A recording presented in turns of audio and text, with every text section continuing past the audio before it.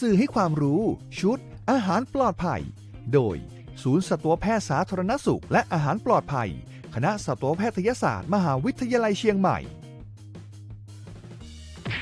หูดับโรคที่มากับลาบดิบ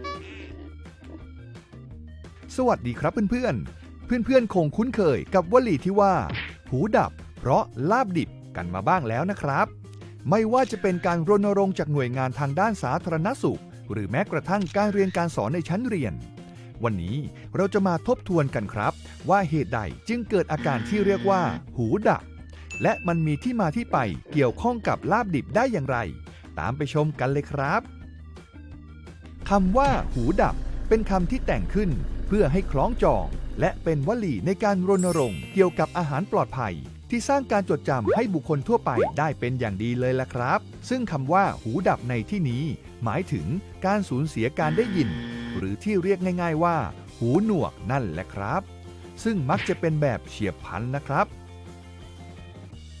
เหตุที่ต้องใช้ควบคู่กับคำว่าลาบดิบเพราะโรคหูดับนี้มาจากเชื้อที่มีอยู่ในตัวหมูและส่วนใหญ่มาจากการรับประทานเนื้อหมูในลักษณะดิบเนื่องจากเชื้อนี้ปกติแล้วสามารถทำลายได้ด้วยการใช้ความร้อนหรือการปรุงอาหารให้สุกนั่นเองครับโรคหูดับเป็นอาการที่เกิดจากการติดเชื้อแบคทีเรียที่เรียกว่าเชื้อ Streptococcus suis โดยโรคที่เกิดจากเชื้อนี้มักจะเกิดแบบประปราย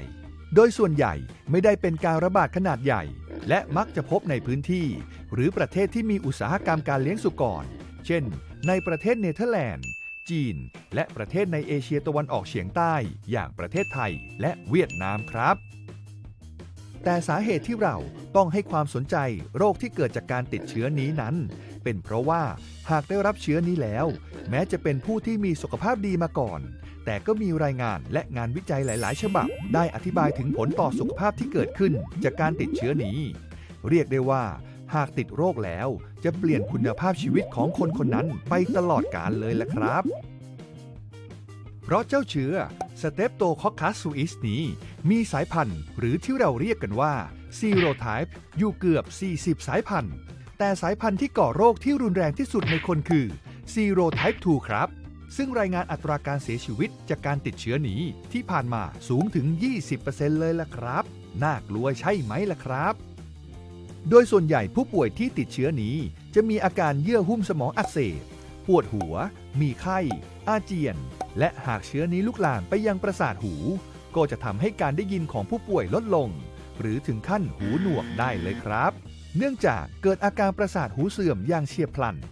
นอกจากนี้ยังอาจส่งผลถึงความผิดปกติในการทรงตัวได้ด้วยครับอาการรุนแรงที่พบในผู้ป่วยรองลงมาจากเยื่อหุ้มสมองอักเสบคือการติดเชื้อในกระแสเลือดซึ่งอาจทำให้เสียชีวิตได้ครับและการติดเชื้อนี้ยังสามารถพบอาการอื่นร่วมด้วยเช่นลิ้นหัวใจอักเสบข้ออักเสบปอดอักเสบเกิดความเสียหายของปลายประสาทตาม่านตาอักเสบลูกตาฝ่อหรือทำให้ตาบอดได้ครับโดยปกติแล้วเชื้อนี้จะพบได้เป็นปกติในหมูที่มีสุขภาพดี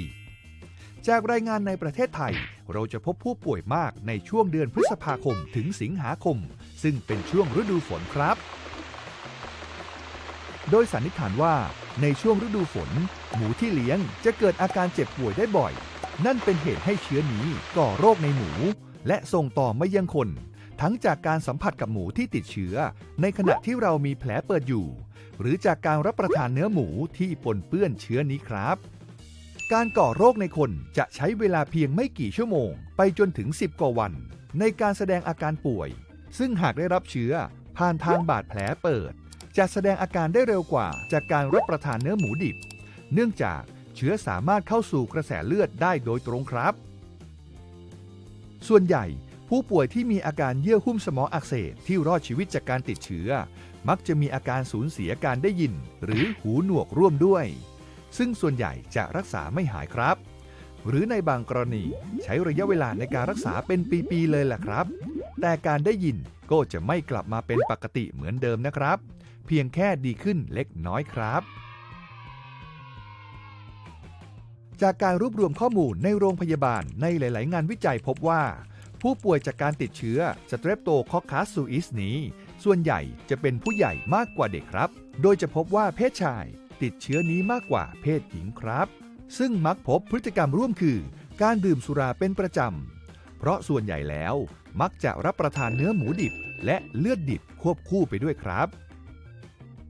นอกจากนี้การติดเชื้อนี้มักเกิดในผู้ที่ต้องสัมผัสกับหมูเป็นประจำเช่นคนงานที่ทำหน้าที่เลี้ยงหมูคนที่สัมผัสกับหมูป่วยคนที่ทำงานในโรงชำแหละหมูคนขายเนื้อหมูและคนที่รับประทานเนื้อหมูที่มีเชื้อแบบสุกๆดิบๆครับสำหรับการรักษาโรคนี้การรักษาจะได้รับผลดีเมื่อได้รับการตรวจและวินิจฉัยจากแพทย์และรักษาด้วยการใช้ยาปฏิชีวนะโดยเร็วที่สุด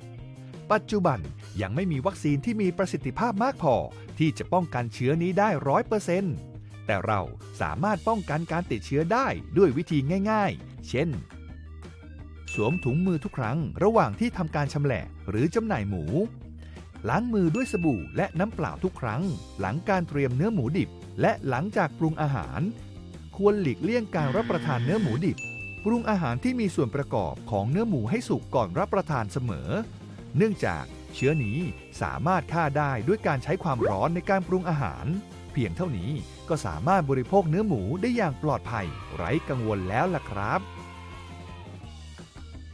แล้วพบกันใหม่กับสื่อให้ความรู้ชุดอาหารปลอดภัยเรื่องต่อไปจะเกี่ยวข้องกับอะไรนั้นกด Subscribe ในช่อง YouTube กดติดตามเพจไว้นะครับแล้วพบกันใหม่ครับสวัสดีครับทุกคนด้วยความปรารถนาดีจากศูนย์สัตวแพทย์สาธารณสุขและอาหารปลอดภัยคณะสัตวแพทยศาสตร์มหาวิทยาลัยเชียงใหม่